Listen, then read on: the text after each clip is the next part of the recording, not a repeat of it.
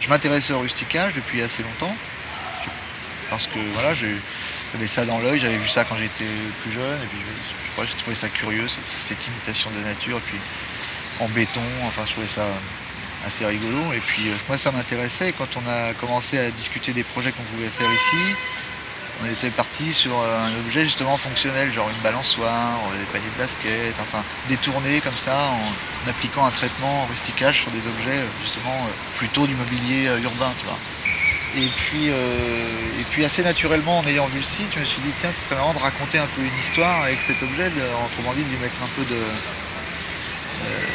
poésie quoi, dans ça. Puis je me suis dit tiens, ça serait marrant de se dire qu'il y avait des arbres avant, en dessous de cette pénétrante, avant qu'elle existe, puis qu'on était obligé de les couper pour construire ce truc, quoi. J'ai déjà fait des workshops ou des choses comme ça, ou avec des scolaires, donc avec des jeunes, ou avec des jeunes adultes. Et voilà, là, on est sur un truc où on est dans l'inconnu quand même. Même si les gens font la démarche volontaire de venir, c'est qu'a priori, ils sont déjà sur une démarche plutôt positive, mais après, on ne sait pas au niveau de compétences, on connaît même si, voilà, on avait quand même quelques critères d'entrée. C'était la première fois que je faisais ça.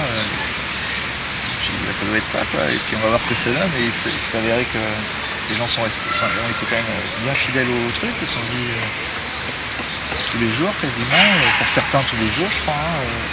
Je suis venu avec l'idée et on est venu sur le site le jour même. On a fait un petit essai le matin avec des parpaings, on a fait un petit test comme ça pour se faire la main, et puis on est venu sur le site l'après-midi et en fait on l'a dessiné sur place. On a placé, au début il y en avait 3, 4, on a fini par en garder que 2, ce qui était déjà assez important à faire.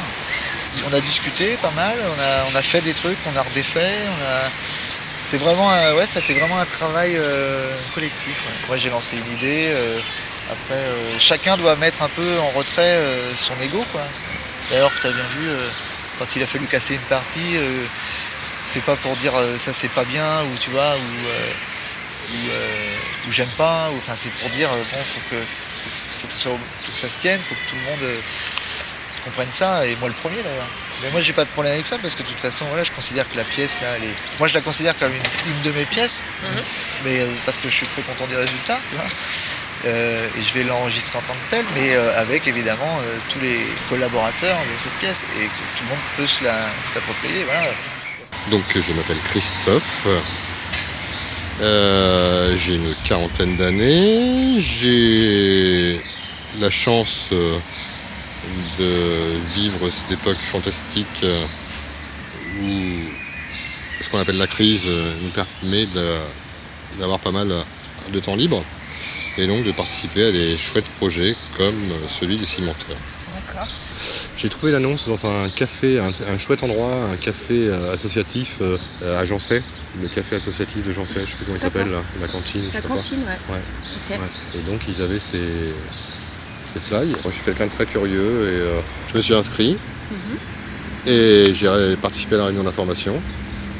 Et je suis allé voir ce que faisait cet artiste. J'étais un peu étonné déjà de constater, ne serait-ce que par ces différents lieux d'exposition, que c'était pas un petit artiste, quoi. C'était quelqu'un qui avait fait quand même pas mal de choses reconnues, quoi, on va dire. Et ensuite, ce qui m'a épaté, c'est sa rencontre, quoi. Moi, je suis d'une culture très populaire et j'ai du mal avec le côté menton haut, comme disent les Belges. Et ce que j'ai tout de suite remarqué chez Stéphane, c'est cette espèce d'humilité, quoi. Enfin, une simplicité, dans la relation, Pour moi, c'est vraiment un artiste noble, quoi, dans le sens du terme. Je sais pas comment dire. Après, c'est un peu compliqué. Ce qui est bien, c'est moi j'ai fait à peu près toutes les étapes. Donc délimiter l'espace, construire la structure en parpaing, en cailloux, en grillage, monter les premières couches pour donner les premières formes. Et puis là c'est vraiment les finitions, donc la couche de fin. En fait je pense que j'ai participé à tout, mais sans être à un endroit particulier, c'est ça qui est agréable aussi. J'ai pas une racine ou un morceau d'écorce, c'est que non ça. On est bien encadré, c'est bien dirigé. Enfin oui, les directives sont en même temps souples, mais en même temps... C'est-à-dire qu'il vous a laissé de la place dans la création? Oui. Oui, même plus que ce que j'aurais pensé d'ailleurs. Ouais. À quelle dimension? À quel niveau La forme de l'objet, Ouais. l'esthétique de l'objet aussi. C'était assez... Au départ, on a fait chacun des petits exercices et on avait des rendus tous très différents, des pattes très différentes. Et ce qui se retrouve aussi dans le travail collectif, mais en fait, lui, il est là pour unifier tout ça. Donc c'est plutôt agréable d'arriver à trouver un objet commun avec toutes ses mains différentes, mais qui a quand même une bonne cohésion. Ça aurait pu partir dans n'importe quelle direction, mais en fait non, je trouve que c'est bien construit. Ouais, t'es contente du résultat? Ouais, je suis contente du résultat. Là, je suis pas venue pendant 2 jours, je suis surprise de l'avancement que ça a pris. Je suis surprise aussi des quantités de matériaux qu'on a utilisés. C'est vrai que c'est dingue. Hein. C'était assez hallucinant. Mais après, je trouve que le rendu est très très bien. Je pensais pas que ça allait être aussi réaliste, par exemple, avec justement tous les caractères différents et toutes les techniques différentes. Bon, Vincent, j'ai 55 ans, je suis au chômage depuis peu. Et puis en fait, j'ai vu un flyer présentant le projet.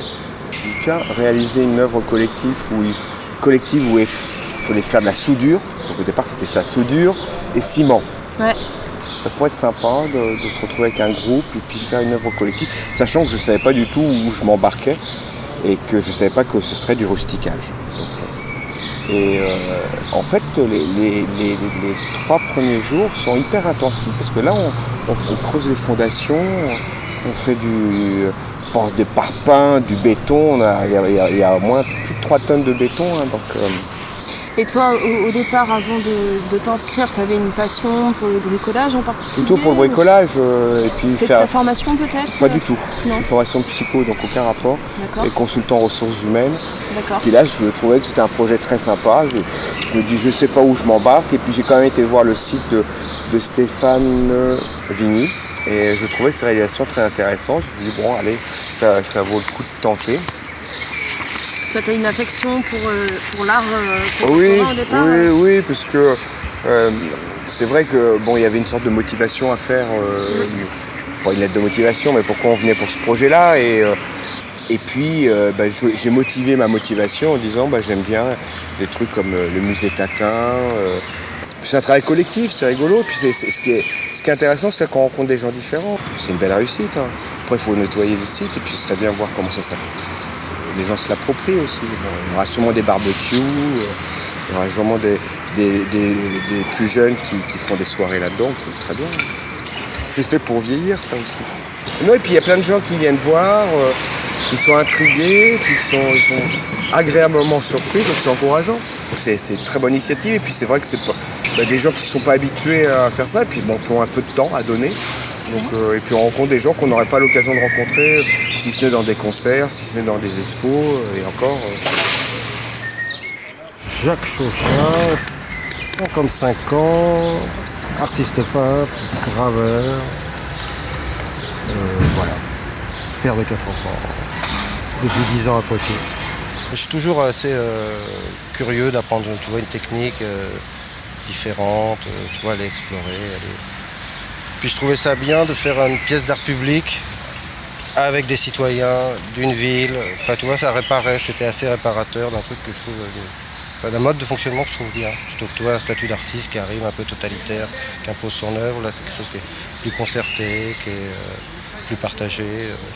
Bon, c'est très dans l'air du temps, mais ça me déplaît pas. Enfin, en l'occurrence, là, je trouve que c'est assez bien mené. C'est pas toujours aussi facile à faire, parce que sur une technique comme ça, tu peux toujours revenir, refaire. Tu as des gommes, il y a des techniques où il faut déjà avoir une grande maîtrise, pour pouvoir participer à l'œuvre. Là, c'est de la pâte à modeler améliorée. Hein, donc il y a toujours, on peut faire marche arrière, casser, enlever, ce qu'on a pas mal fait d'ailleurs. Ça fait appel à ce que chacun peut avoir de musical. Enfin, tu vois, faut contrôler et lâcher en même temps. Donc c'est assez proche du dessin. Honnêtement, pour un travail d'une semaine, je trouve que ça se tient. Et je pense que ça va être un lieu qui va être habité, investi. J'espère qu'elle va rester. Ouais. On construit beaucoup utile, on construit pas beaucoup agréable, on construit pas beaucoup amusant, on construit pas beaucoup simplement beau. Enfin, tu vois, la plupart des constructions sont quand même avant tout fonctionnelles et il n'y a pas beaucoup de choses. Enfin, tu vois. Et le choix de cet endroit d'ailleurs, qu'est-ce que tu en penses? Ça nous a permis de travailler au sec. Après, c'est un endroit, comme disent les urbanistes et les architectes, résiduel. C'est un endroit de dessous, qui est comme un dessous d'escalier dans une maison. En général, on y met les aspirateurs, les chiottes, les placards à balai. Enfin, tu vois, sont un peu délaissés. Donc c'est bien de le traiter. Les proportions sont un peu folles. C'est égyptien, enfin, tu vois, c'est gros. Hein. Dans un rapport d'échelle. Et je trouve que la taille qu'on a choisie fonctionne, quoi, n'est pas ridicule. Bien qu'il y ait même pas un centième du béton qui est utilisé au-dessus de nous, mais ça existe quand même. Le rapport au sol fait que ça existe.